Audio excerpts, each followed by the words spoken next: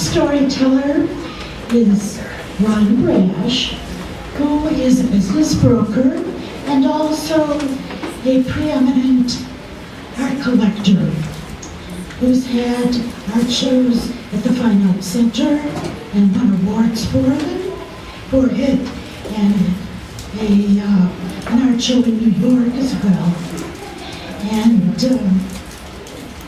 is an incredible advocate of fine art through the Fine Arts Center Board and other ways. Please welcome Ron Brasch.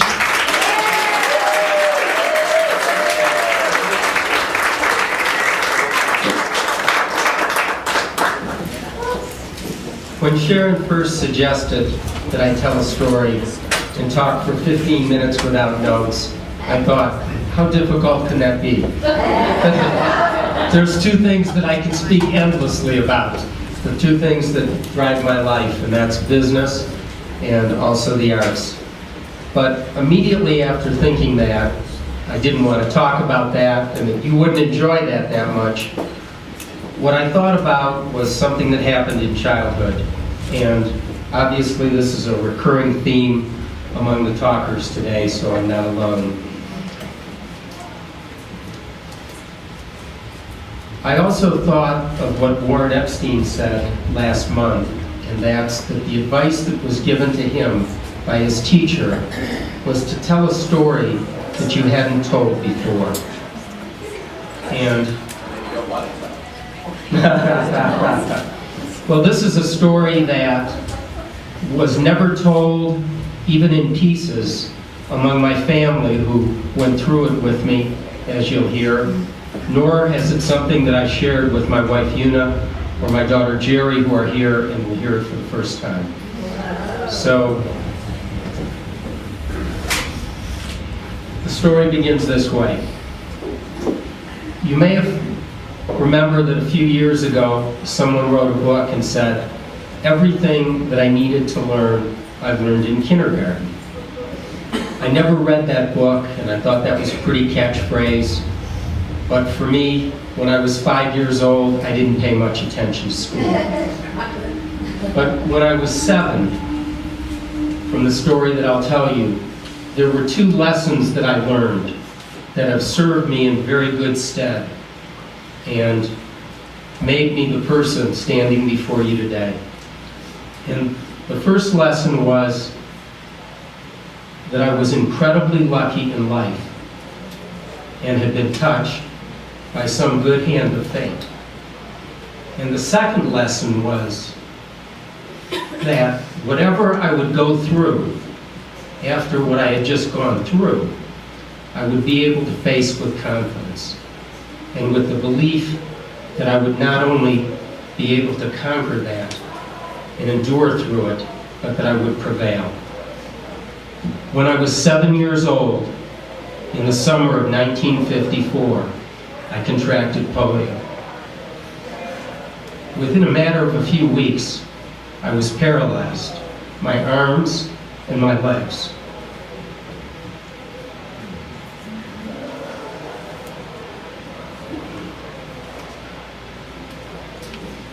At that time, for those of you that are not baby boomers, polio had been an epidemic that had been crossing the United States since about the 1900s. It had no cure, it had no treatment, and it was and remains today to be the greatest epidemics that have ever hit the United States. In 1916, for example, there were 9,000 cases in New York City alone. And through the years, there were tens and 20s and even hundreds of thousands of cases that terrorized the people because there was no cure, because it would strike anyone at any age. And it struck Franklin Delano Roosevelt in 1921 when he was 39, and he became the leading advocate and in fact founded a foundation that became the March of Dimes. But this, of course, the success and the cure of it comes later. During the summer, I was playing like all 7-year-olds do, and I didn't feel well. feverish and so forth, didn't really think anything of it, didn't pay any attention. But then as I was playing and running, I kept falling down. And my mother found out about that and took me to the doctor, to Dennis Kovacs in Highland Park. And I hated this man so badly. Probably every kid hates their pediatrician, but I didn't like needles and getting shots. And of course, that's all you got when you got there was the boosters. In fact, it was time for a Salk vaccine booster shot. So my mother took me in, and he looks in my eyes and ears and does all the things that they do.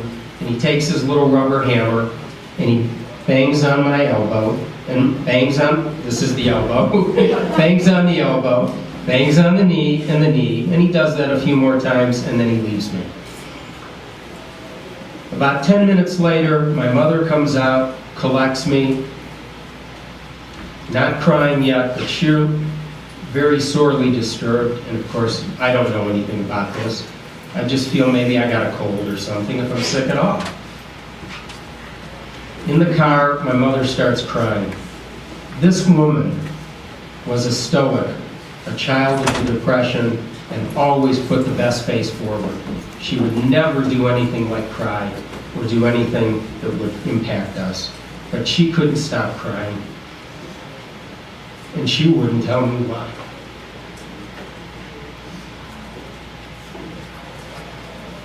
Dr. Kovacs had said he wanted another opinion, I find out later, and my mother drove us to Herman Kiefer Hospital. This is a fortress-like building that had been created a half a century or more before, and it was designed more to hold people in. It was a specialized hospital where people got put in and isolated for tuberculosis or polio. And also, when I was researching in order to talk and find out more about this, I went online and found out that it also held indigent mothers and took care of prostitutes. So, I wish I had known that earlier in life. I'm taken into Herman Kiefer Hospital. They separate me from my mother and put me in this big room where nurses are scurrying around. It wasn't even an intake room or anything. It was part office, part intake, part whatever. And the nurses take my clothes, which I found out later they burned. They also, my parents had to accumulate my clothes from my house and my stuffed animals and so forth and toys, and they had to be burned too because polio was so contagious and the history so bad, but that's what they did. In 1952 and 1953, there were over 90,000 cases of polio, and tremendous research was in the process of being done that would, a few years after, breed some success after finally 40 years, 50 years of failure. When I talk about 90,000 cases, those are 90,000 is a statistic. Each one was a tragedy or potential tragedy for a family. And fortunately, mine was not in terms of the ending. So I'm waiting in the intake room. They take my clothes, give me this little gown, and the nurse tries to put me in a crib. And I refused to get in. I said, I'm a big boy.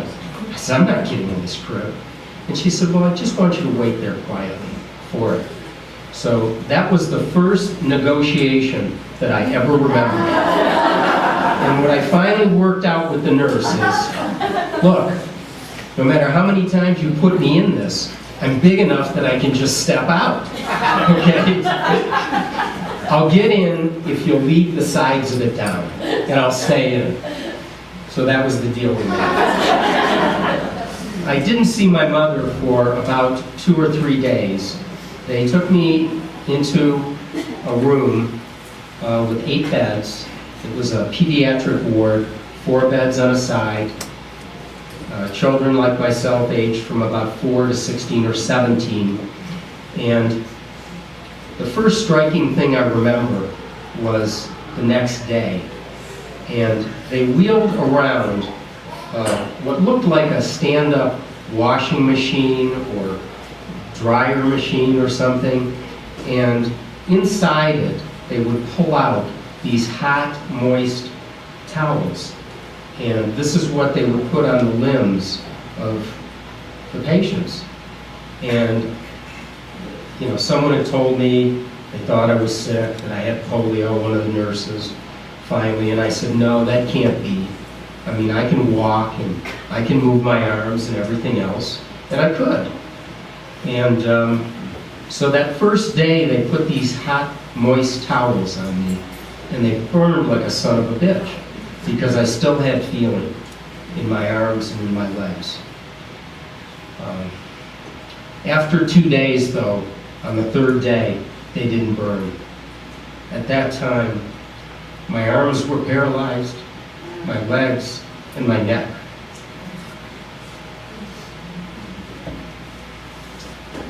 I come to find out later that this treatment of the hot packs is something that's actually state-of-art treatment for polio, and it had been brought over by an Australian nurse named Sister Elizabeth Kenny, and sister was her designation from the military. She had come upon this in the 1940s in treating Australian polio patients and wanted to bring it to the States. When she arrived in 1942, they laughed at her and they wouldn't use it. Not the Mayo Clinic, not any of the doctors who were doing this. The treatment was so Dark Ages-like that if they did something, they would actually put the impaired limbs into splints that were kept on for long term or into casts, which was absolutely the worst thing. Sister Kenny was recommending these hot compresses and also massage and physical therapy just as soon as the patient could, even if they were not able to use their arms, get them out of bed or their legs and move them. And in fact, that's the treatment that became the norm, okay, for a number of years in the late 40s until when I was in the cure came. So, a few more days pass. I'm in the hospital just laying there along with the other kids and so forth. And, you know, you'd think this would be bad enough, okay? And then the nurses would come in during the night to check on the patients, of course, many times during the night, make sure we were still breathing. One of the things about polio is it's a virus that attacks the nerve cells that control the muscles. And just as it can be the legs and the arms, if the polio virus has attacked the spinal column, sometimes it attacks the brain and can also attack the respiratory system. So they would need to check on us if we weren't in something called an iron lung to make sure we were breathing. At the end of my first week there, they had taken out one of the patients during the night. He had died.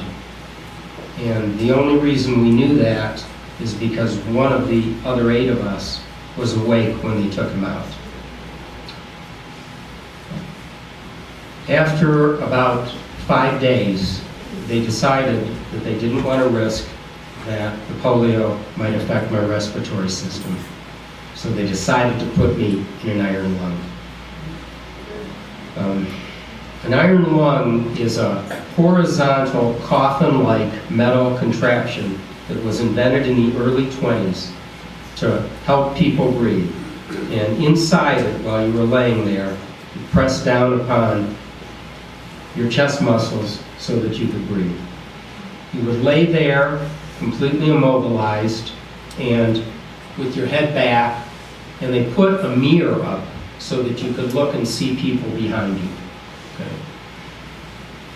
When they put me in the iron lung, as they did with all of us at that time, they would move us into the halls so the nurses could keep their eyes on us a little bit better. And they probably didn't want the rest of the patients who were in bed seeing in the iron lungs. That was a good plan. Fortunately, no breathing problems, and after a couple of days, they put me back into the room. On about the 8th or the 9th day, I could start feeling some things back in my arms and getting a little bit of movement back. Thank God. At this time, my parents were allowed to come every couple of days, just like the other parents. My brother and sister were not allowed, and it gave me a big lift that my father picked me up one day and would take me to the window. We were on the 6th floor. My brother and sister had to wait in the car when my parents were up there.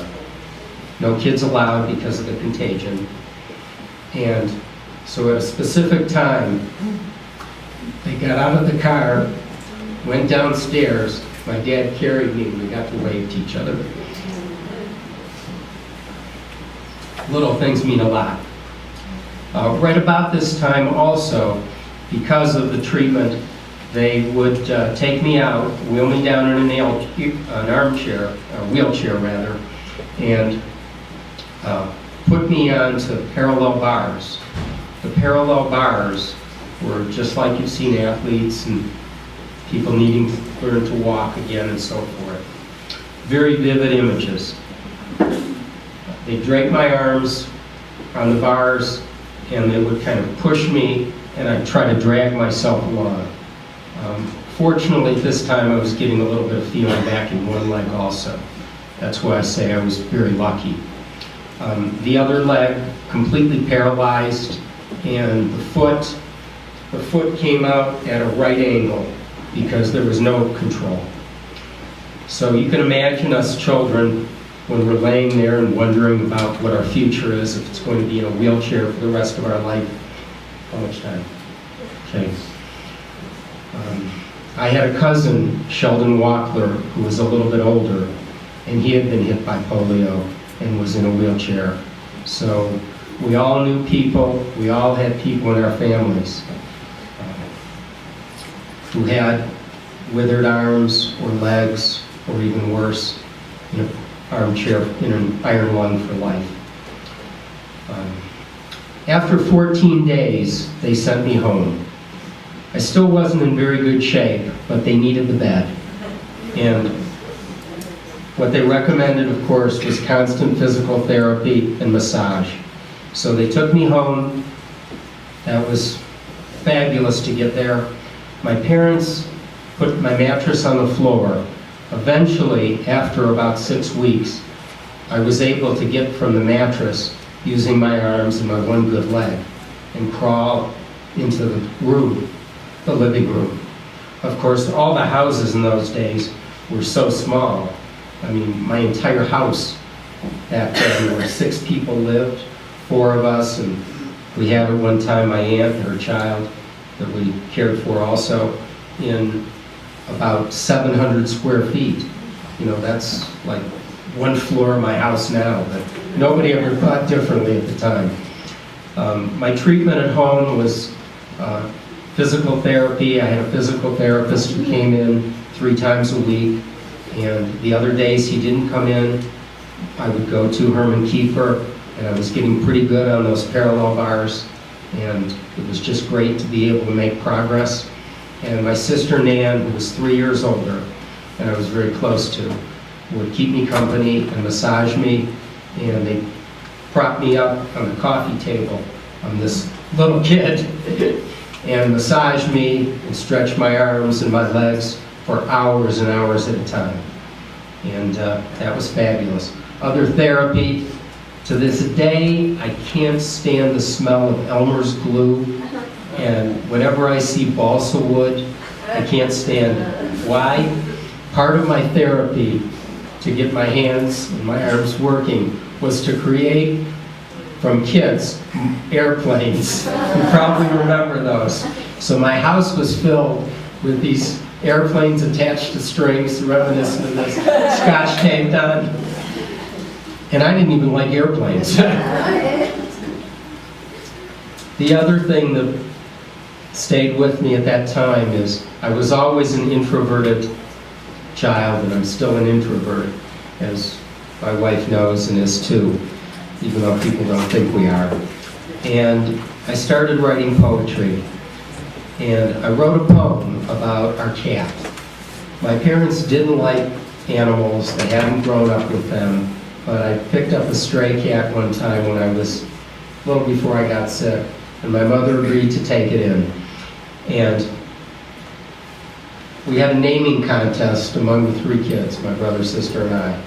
Couldn't agree on a name, so we used all the names. And the poem that I wrote that I remember was about the cat, Muggsy Mew, Matzo Ball. We needed some Jewish in it. Tarzan Brasch. And the poem was about the fact that just as we had picked up the cat as a stray and he disappeared from someone and left his home, he left us. And the following year when I was in the 4th grade, and there's a couple people here, Mike and Jenny, and this is one reason I thought of this story also, who heard this part. When I was in the 4th grade, my homeroom teacher encouraged me to send that poem in to the Detroit News Creative Writing Contest, and I won. And to have any kind of validation such as that from a creative point of view was just great. So, and I continue writing poetry, as many of you know now, and read and so forth. So, after a few months of being home and building up myself, I was able to go to school for a couple of hours a day, and that was great. It wasn't like I missed too much. My sister brought the homework back, and how tough is the 3rd grade? 3rd grade seems to be a recurring theme for us today. So, in summation, I remember being the 2 weeks that I spent at Ward 7, Herman Kiefer Hospital, as a very dark time when I didn't know what would become of me. But I also remember, after leaving there and being home and learning to walk again, and I promised myself then that I would run again. And I would run like I used to, with the wind and like the wind. And I remembered that. Thank you.